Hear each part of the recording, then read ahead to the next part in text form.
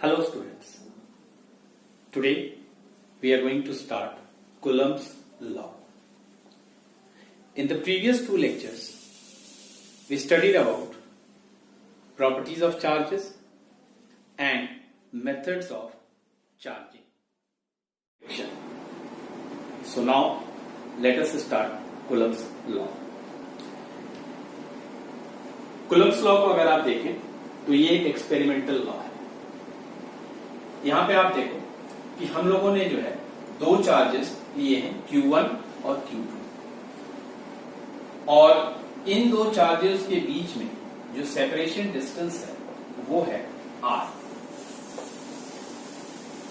तो अब जैसा कि हम लोगों ने चार्ज की प्रॉपर्टीज में पढ़ा था कि अगर दो चार्ज आमने सामने आते हैं तो उनके बीच में जो है एक फोर्स एक्ट करता है और वो फोर्स जो है वो फोर्स ऑफ रिपल्शन हो सकता है और फोर्स ऑफ अट्रैक्शन भी हो सकता है depending on the nature of the two charges. यहां पे हमने देखें तो यहां पे जो है दो पॉजिटिव चार्जेस हैं तो इसका मतलब क्या है, यहां पे फोर्स ऑफ रिपल्शन होगा. अब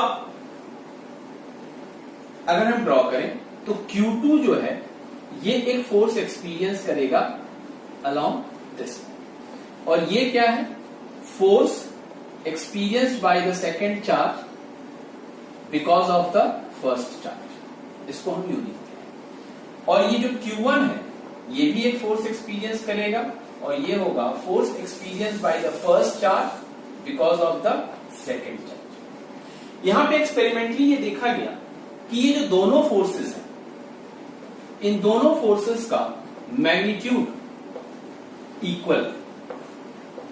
तो यहां पे हम लोग इस तरह से लिख सकते हैं,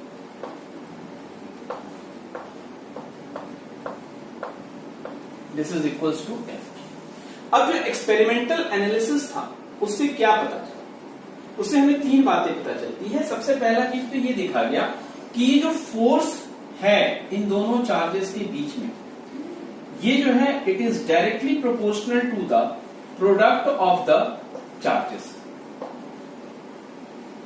ठीक उसी तरीके से जो हमारा दूसरा ऑब्जर्वेशन था इस एक्सपेरिमेंटल ये से वो हमें क्या मिल रहा है कि F is inversely proportional to the square of the distance of separation between the two charges. दो चीजें मिली. और तीसरा एक और चीज एनालाइज किया गया, एक्सपीरियंस किया गया, देखा गया, वो ये कि ये जो फोर्स है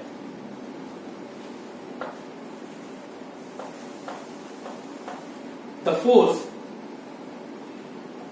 was dependent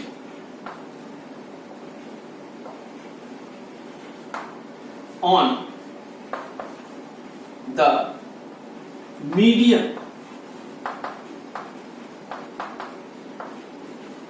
in which the charges were kept.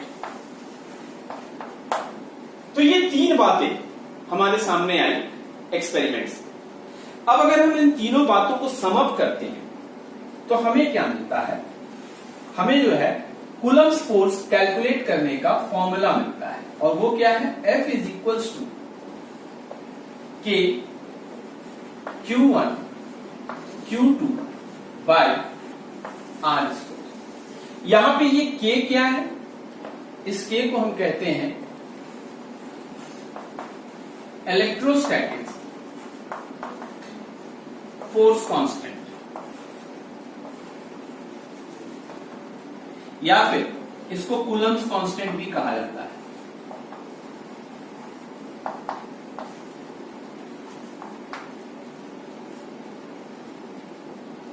तो इस फॉर्मूले को अगर हम ध्यान से देखते हैं तो हमें ये चीज मिल रहा है.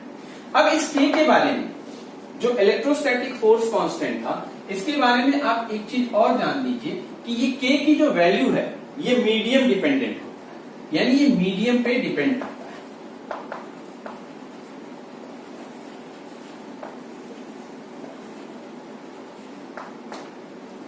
अब ये कैसे मीडियम डिपेंडेंट है, इस चीज को हम लोग देखेंगे, लेकिन पहले जो आपके सामने बोर्ड पे है उसको आप नोट डाउन कर लें। 2 मिनट पॉज कर।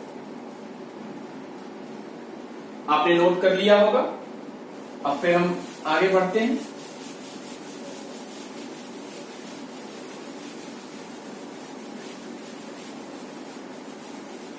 तो K के बारे में अभी अभी हम लोगों ने देखा कि K जो है वो मीडियम डिपेंडेंट है। तो K एक्चुअली 1/4 पाई एप्सिलॉन, ये E नहीं, ये एप्सिलॉन है, ग्रीक लेटर एप्सिलॉन। ये क्या है? Greek letter epsilon.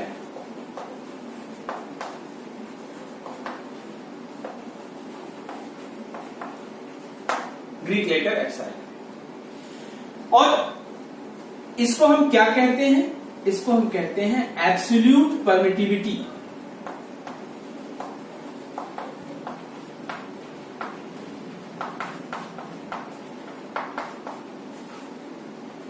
Of the medium. ये मीडियम का एब्सोल्यूट परमिटिविटी है। और ये जो एप्सिलॉन की वैल्यू है, यही वैल्यू जो है वैरी करती है medium to medium. Free space में हम लोग इसको एप्सिलॉन नॉट से रिप्रेजेंट करते हैं।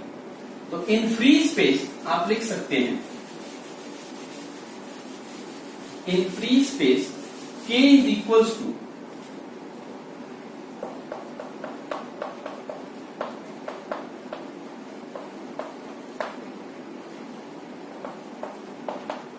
One by 4 pi epsilon naught. अब K की जो वैल्यू है फॉर फ्री स्पेस,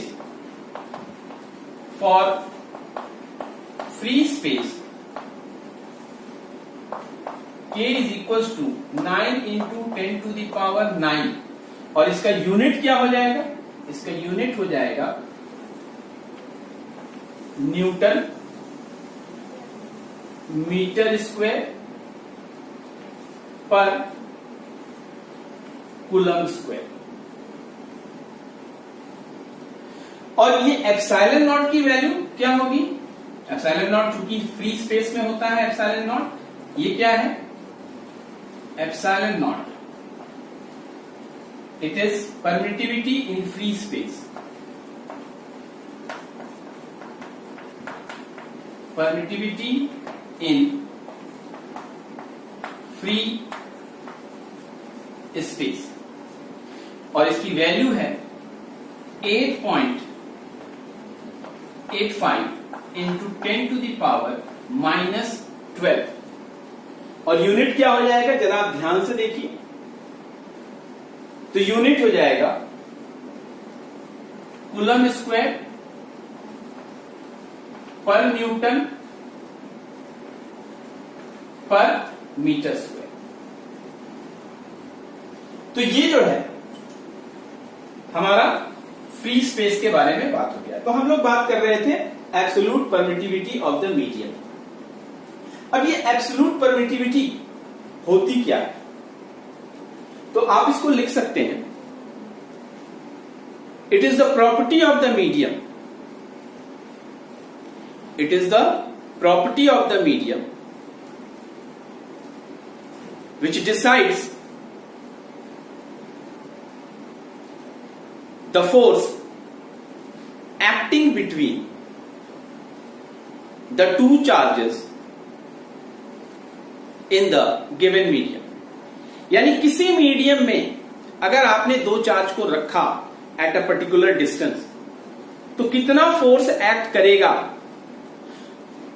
वो चार्ज के मैग्नीट्यूड पे तो डिपेंड करेगा ही करेगा, सेपरेशन डिस्टेंस पे तो डिपेंड करेगा ही करेगा, लेकिन इसके साथ साथ मीडियम पे भी डिपेंड करेगा कि कितना फोर्स एक्ट करेगा। जैसे कि एक एग्जांपल अगर समझने की कोशिश करें, मान लीजिए आपने दो चार्ज ले लिया Q1 एंड Q2 और उनको जो है R डिस्टेंस पे एयर में रखा, और फिर वही दोनों चार्जेस को Q1 और Q2 को सेपरेशन डिस्टेंस R रखते हुए आपने किसी और मीडियम में रख दिया। तो हम क्या पाते हैं? हमें यह मिलता है कि एयर में उन दोनों के बीच में जो फोर्स एक्ट कर रहा था और उस मीडियम में जो उन दोनों के बीच में फोर्स एक्ट कर रहा था, दोनों में डिफरेंस है। और ये डिफरेंस क्यों आया? Because of this. यानी इसकी वैल्यू जो है वो अलग अलग मीडियम में अलग अलग होती है। अब ये किस फैक्टर पे इसकी वैल्यू डिपेंड करेगी? मीडियम किस हद तक पोलराइज हो रहा है, इस पे डिपेंड करता है एप्सिलॉन की वैल्यू, यानी एब्सोल्यूट परमिटिविटी की वैल्यू। जितना स्ट्रांगली पोलराइज होगा मीडियम, उतना ज्यादा यानी एब्सोल्यूट परमिटिविटी का वैल्यू होगा। तो अगर इन शॉर्ट आप इसको ध्यान रखना चाहते हैं, आप इसको नोट डाउन कर सकते हैं।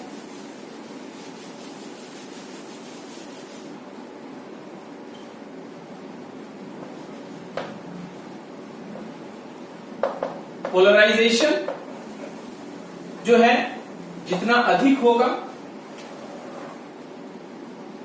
दिस इंप्लाइज परमिटिविटी की वैल्यू भी बड़ी होगी।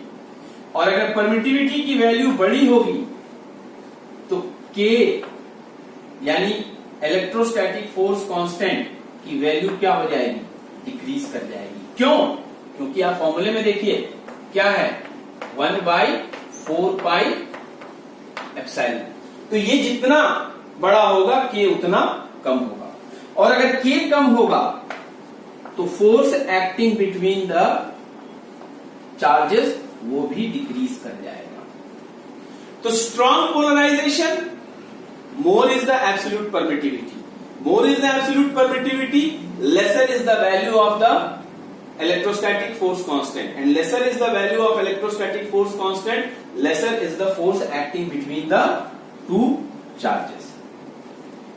अब पोलराइजेशन, यहां पे एक टर्म आ गया पोलराइजेशन। तो आपके दिमाग में ये चल रहा होगा कि सर ये पोलराइजेशन क्या होता है? हम लोगों ने मेथड ऑफ चार्जिंग में तो इसके बारे में कोई डिस्कशन नहीं किया, तो ये होता क्या है? तो इसको आप जो है अभी इन शॉर्ट समझ लीजिए, क्योंकि आगे जब हम लोग डाइलेक्ट्रिक्स पढ़ेंगे, ठीक है, तो वहां पे जो है इसको और डिटेल में देखा जाएगा। फिलहाल के लिए ये समझिए कि कोई भी मटेरियल जो है it is made up of atoms, और हम सब जानते हैं न्यूक्लियस में प्रोटॉन्स होते हैं और पॉजिटिव चार्ज कंसंट्रेटेड होता है, और न्यूक्लियस के चारों तरफ जो है इलेक्ट्रॉन्स रिवॉल्व कर रहे होते हैं जो कि नेगेटिवली चार्ज होते हैं। अब जो न्यूक्लियस का जो पॉजिटिव चार्ज है वो पूरे न्यूक्लियस में बिखरा हुआ है, तो हम उसका centre of positive charge consider करते हैं, और ठीक उसी तरीके से सेंटर ऑफ नेगेटिव चार्ज लेते हैं। तो सेंटर ऑफ पॉजिटिव चार्ज और सेंटर ऑफ नेगेटिव चार्ज कुछ ऐसे मटेरियल्स होते हैं जहां पे ये ओवरलैप करते हैं, और कुछ ऐसे भी मटेरियल्स होते हैं जहां पे ये ओवरलैप नहीं करते हैं, उनके बीच में सेपरेशन होता है। तो चाहे वो ओवरलैप कर रहे हो चाहे वो ओवरलैप नहीं कर रहे हैं, अगर वो ओवरलैप कर रहे हैं तो वो आपका नॉन पोलर डाइलेक्ट्रिक होता है, और जहां पे ओवरलैप नहीं कर रहा होता है, there is a separation between the centre of negative charge and centre of positive charge, वो आपका पोलर डाइलेक्ट्रिक्स होते हैं।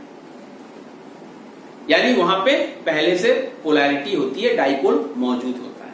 लेकिन अगर एज अ होल सब्सटेंस को देखें पोलर में, तो वहां पे कोई नेट डाइपोल मोमेंट नहीं होता है, क्योंकि सारे डाइपोल्स जो छोटे छोटे डाइपोल्स हैं, हर एटम हर मॉलिक्यूल जो डाइपोल की तरह है, वो रैंडमली ओरिएंटेड होते हैं और नेट डाइपोल मोमेंट 0 होता है। लेकिन अगर इन्हीं डाइपोल्स, इन्हीं मटेरियल्स को, डाइलेक्ट्रिक मटेरियल्स को, चाहे वो पोलर हो चाहे वो नॉन पोलर हो, अगर हम उसको एक्सटर्नल इलेक्ट्रिक फील्ड में रखते हैं, तो अगर वो नॉन पोलर है तो इलेक्ट्रिक फील्ड के वजह से जो वो ओवरलैप कर रहे थे उनके बीच में एक सेपरेशन क्रिएट हो जाता है और डाइपोल मोमेंट जनरेट हो जाता है। और जो पोलर डाइलेक्ट्रिक्स हैं उनको अगर हम इलेक्ट्रिक फील्ड में रखते हैं, एक्सटर्नल इलेक्ट्रिक फील्ड में रखते हैं, तो जो रैंडम ओरिएंटेशन था वो खत्म हो जाता है और सारे के सारे डाइपोल्स जो हैं एक पर्टिकुलर ऑर्डर में अपने आप को अलाइन कर लेते हैं। तो एक वहां पे क्या हो जाता है, उस मटेरियल के एक सिरे पे नेगेटिव चार्ज डेवलप हो जाता है और एक सिरे पे पॉजिटिव, और इस तरीके से वो मटेरियल पोलराइज हो जाता है। जैसे कि यहाँ पे फिगर में अगर हम देखें कि मान लीजिए अगर हम एक मटेरियल ले लें, हम यहाँ पे पोलर डाइलेक्ट्रिक को ले रहे हैं, तो पोलर डाइलेक्ट्रिक को ले रहे हैं तो आप देखिए सब रैंडमली ओरिएंटेड है।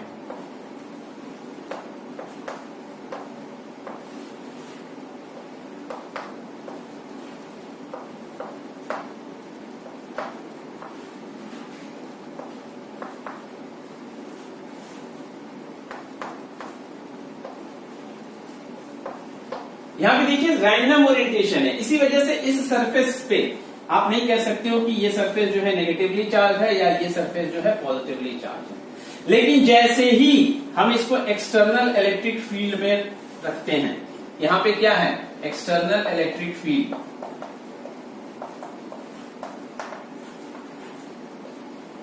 Has been applied.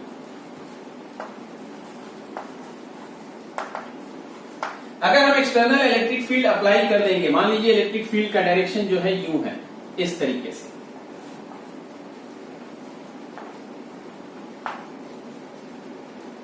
तो फिर क्या होगा, ये सारे डाइपोल्स जो हैं ये अपने आप को एक सेट पैटर्न में अलाइन कर लेंगे।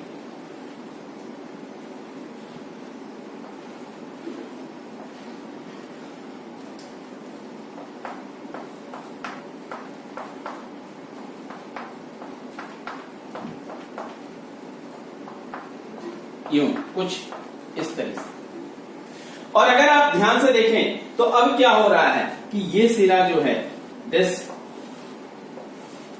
ये आपका नेगेटिवली चार्ज हो जा रहा है और ये सिरा जो है ये आपका एक तरह से पॉजिटिव की तरह बिहेव कर रहा है।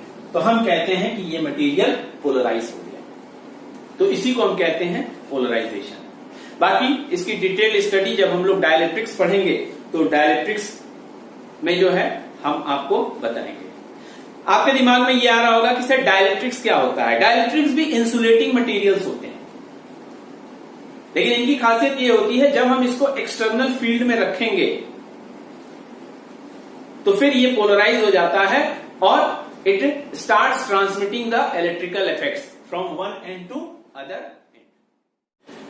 अब हमारा जो अगला टॉपिक है वो है comparing electrostatic force and gravitational force. जैसा कि आप देख सकते हैं बोर्ड पे दोनों फॉर्मूला लिखा हुआ है। इलेक्ट्रोस्टैटिक फोर्स का जो अभी अभी हम लोगों ने पढ़ा, जिसको हम कूलम्स लॉ भी कहते हैं, K Q1 Q2 by R²। और ग्रेविटेशनल फोर्स का फॉर्मूला जो कि आपने क्लास 11 में पढ़ा था, that is G N1 N2 by R²।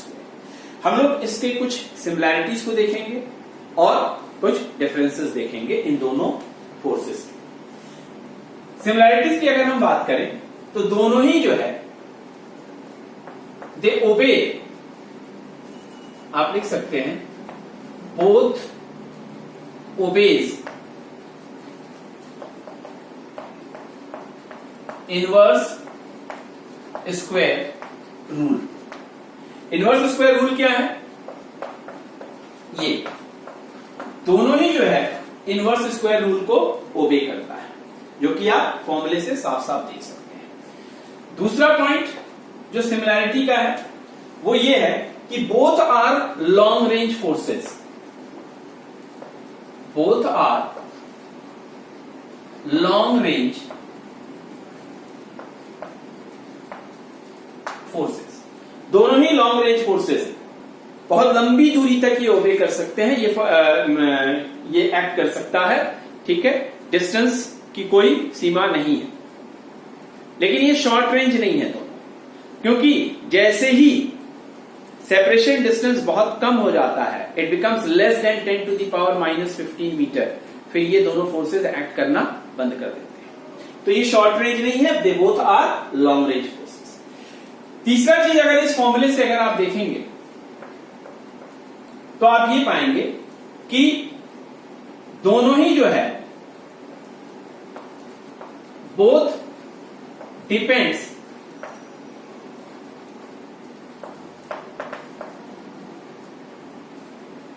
on the both depends on the product of the charges और masses। यहां पे प्रोडक्ट ऑफ चार्जेस है और यहां पे in gravitational force product of masses. चौथा सिमिलरिटी क्या है? Both are mutual. Both are mutual. Both are mutual कहने का मतलब क्या होता है? अगर आपने ध्यान से देखा होगा, चाहे वो ग्रेविटेशनल फोर्स हो चाहे वो इलेक्ट्रोस्टैटिक फोर्स हो, एक पे जो फोर्स लग रहा है वो किस वजह से है? दूसरे चार्ज की वजह से या फिर दूसरे मास की वजह से। वहीं पे दूसरे मास पे जो फोर्स लग रहा है वो किसकी वजह से है? या तो पहले चार्ज की वजह से है या फिर पहले मास की वजह से है। तो दोनों ही केसेस में आप देखेंगे कि ये जो फोर्सेस एक्ट कर रहे हैं दोनों मासेस पे या फिर दोनों चार्जेस पे, ये दूसरे वाले पे के वजह से डिपेंडेंट है। तो इसीलिए हम कहते हैं कि बोथ आर म्यूचुअल फोर्सेस। अगला पॉइंट जो है, बोथ आर कंजर्वेटिव।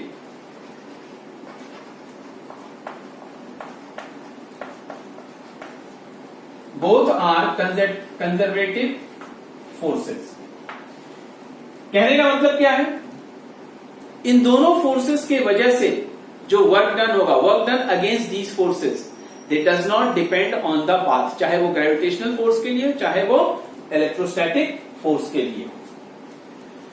फिर अगर आप यहां से देखेंगे कि दोनों फोर्सेस जो हैं वो वैक्यूम में भी अप्लाई किए जा सकते हैं। Both the forces can be applied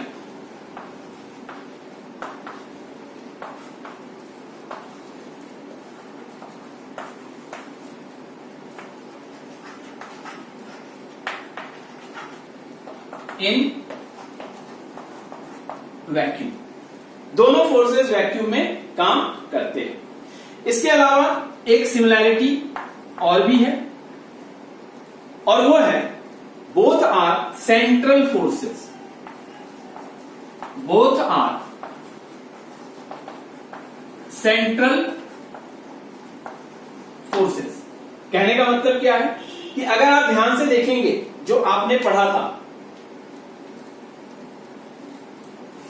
चाहे वो ग्रेविटेशनल फोर्स हो चाहे वो इलेक्ट्रोस्टैटिक फोर्स हो, अगर हम ग्रेविटेशनल फोर्स को देखें तो two masses m1 and m2 separated by distance r, ये सेपरेशन डिस्टेंस होगा। तो आपने क्या देखा था कि ये जो ग्रेविटेशनल फोर्स एक्ट कर रहा था, it was acting along the line joining the to masses. ठीक उसी तरीके से अगर हम चार्जेस की बात करें इलेक्ट्रोस्टैटिक फोर्स में Q1 एंड Q2, यहां पे भी जो दो फोर्सेस एक्ट कर रहे थे, they were acting along the line joining the two charges. तो इसी वजह से ये दोनों जो हैं they are called central forces. अब ये तो इसकी सिमिलैरिटीज हो गई। अब हम लोग डिफरेंसेस की बात अगर हम करें तो डिफरेंसेस में हमें कुछ डिफरेंसेस भी देखने को मिलता है। जैसे कि सबसे पहला डिफरेंस ये है कि इलेक्ट्रोस्टैटिक फोर्स जो है वो स्ट्रॉन्ग फोर्स है और वहीं पे ग्रेविटेशनल फोर्स जो है वो वीक फोर्स में कंसीडर किया जाता है। ठीक है, ये आपका पहला डिफरेंस हो गया। मैं लिख नहीं रहा हूं, मैंने बता दिया आपको। Electrostatic force is a strong force whereas gravitational force is a weak force. दूसरा डिफरेंस में आप क्या लिख सकते हैं कि ग्रेविटेशनल फोर्स जो है is only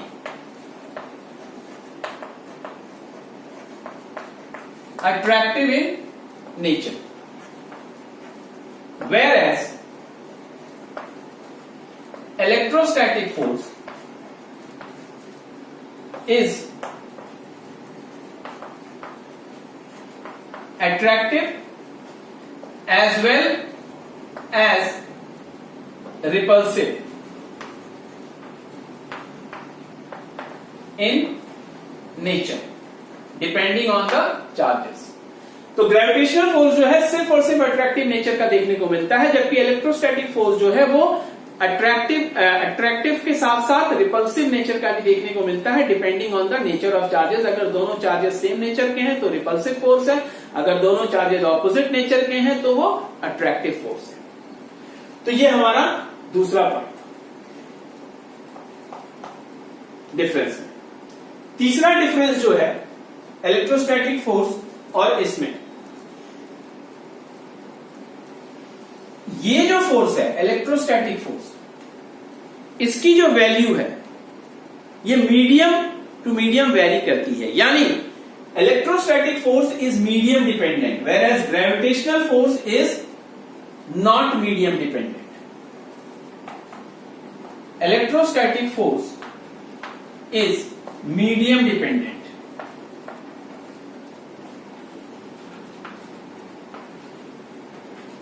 whereas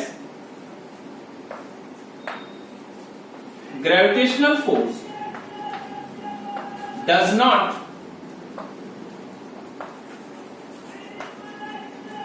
depend on medium। तो कुल मिला के ये तीन मेजर, जो पहला था मैंने बताया था, और ये तीन मेजर डिफरेंसेस हैं जो आपको इसके लिए ध्यान रखना।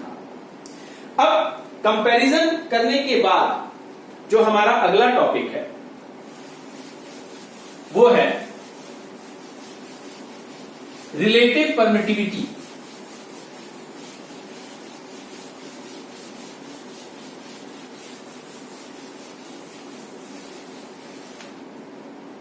Our next topic is relative permittivity।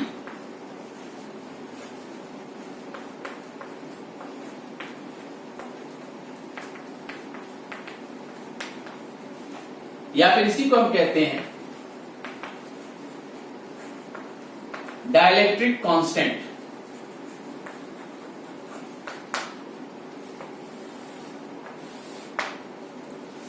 ध्यान से देखिए, electric force in vacuum upon electric force in medium क्या होगा, फॉर्मूला लिखते हैं।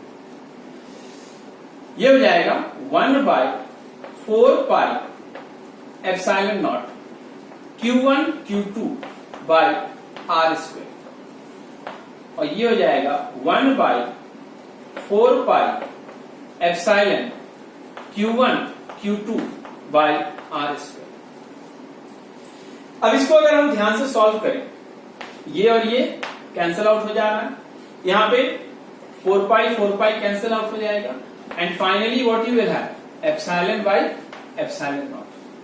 ये जो एप्सिलॉन बाय एप्सिलॉन नॉट है, रेशियो है, इसी को हम रिप्रेजेंट करते हैं ये क्या है, यही है हमारा डाइलेक्ट्रिक कांस्टेंट।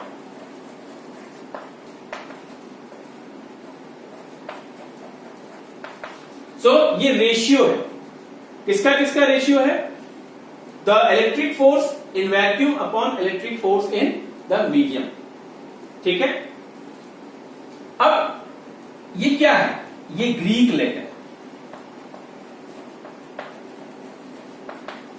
Letter kappa.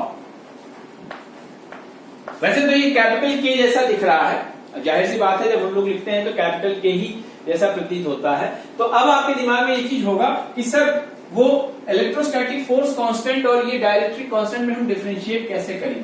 तो ध्यान रखिएगा, लिखते वक्त आप अपने लिए जब इलेक्ट्रोस्टैटिक फोर्स कांस्टेंट लिखें तो स्मॉल के, और जब डाइलेक्ट्रिक कांस्टेंट है तो वो कैपिटल के लिखिए।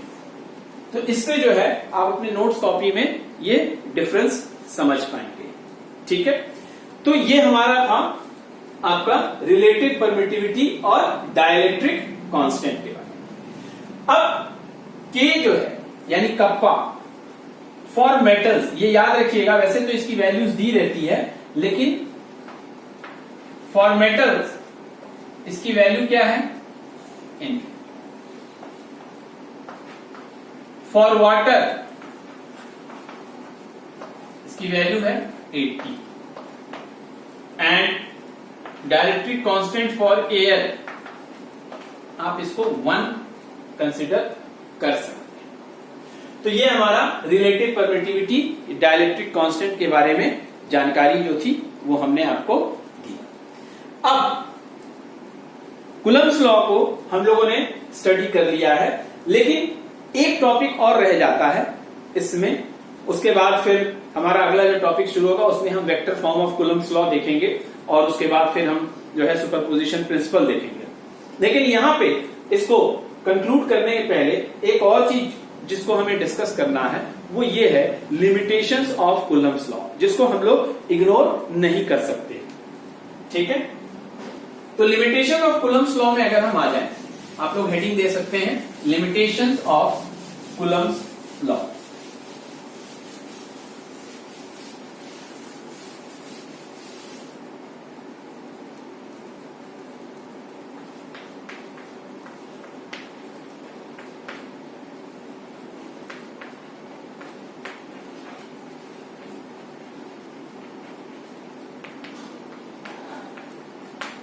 Limitations of Coulomb's law. Limitation of Coulomb's law में सबसे पहला लिमिटेशन जो आपको नोट डाउन करना है वो ये है कि it is valid only for static charges.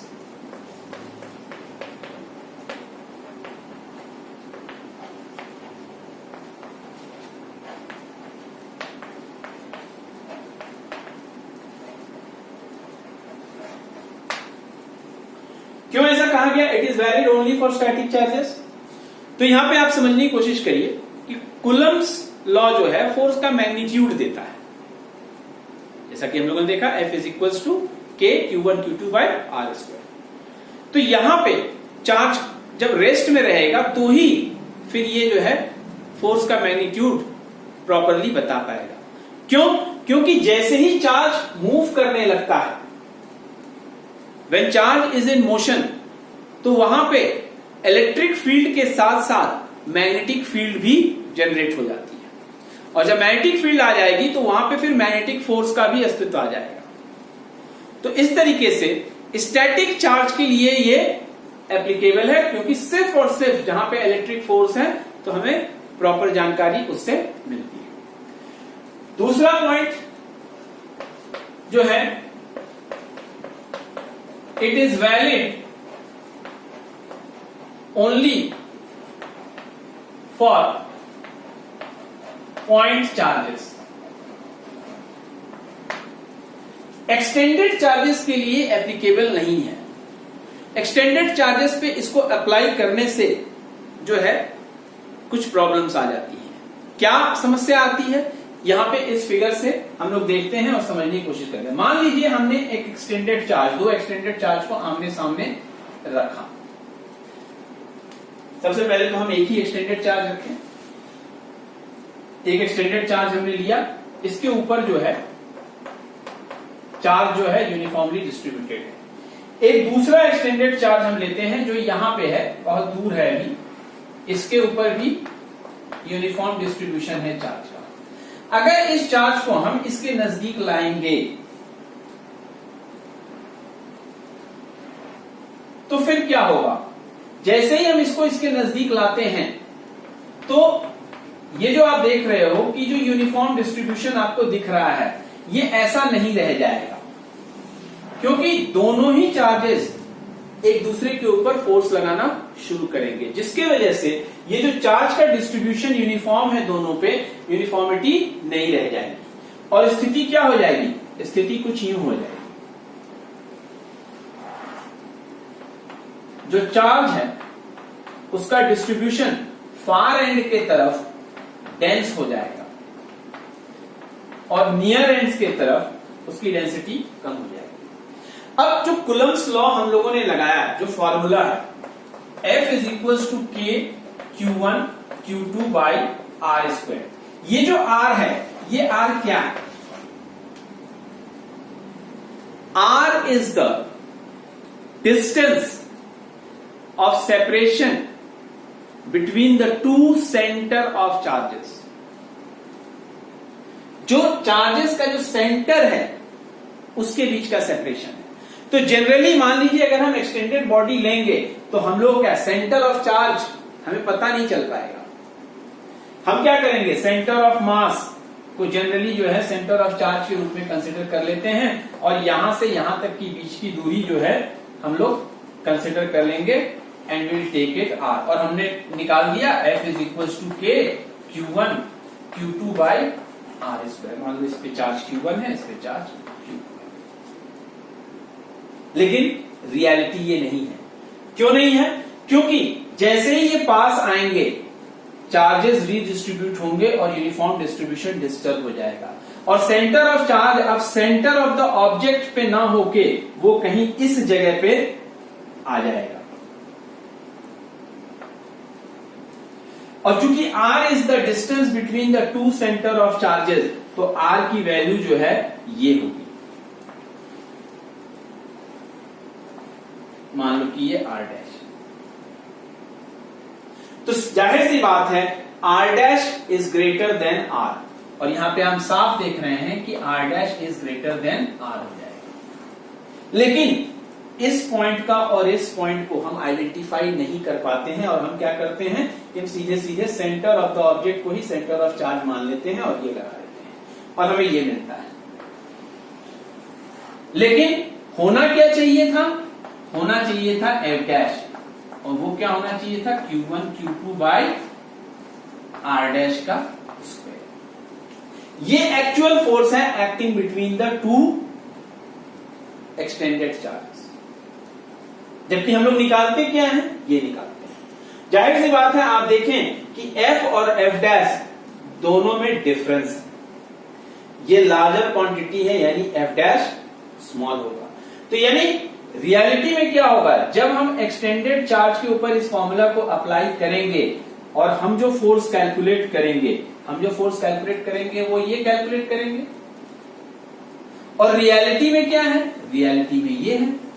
और आप देखें कि रियलिटी इज स्मॉलर देन जो हम कैलकुलेट कर रहे हैं, तो एक्चुअल में F डैश जो है it is less than F। लेकिन F डैश कैलकुलेट हम कर नहीं सकते। क्यों नहीं कर सकते? क्योंकि सेंटर ऑफ द चार्जेस ये लोकेट करना मुश्किल होता है। So that is why we say it is valid only for point charges. अब जो तीसरा लिमिटेशन है वो ये है, जो मैं पहले भी आपको बताया था, वो ये था, अभी थोड़ी देर पहले मैंने बताया था कि इलेक्ट्रोस्टैटिक फोर्स जो है वो शॉर्ट रेंज फोर्स है। यानी कूलम्स लॉ को अगर हम देखें तो it is not valid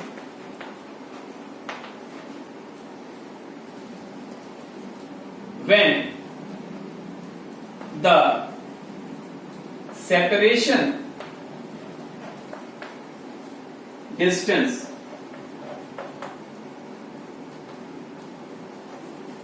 decreases beyond 10 to the power minus 15 metre.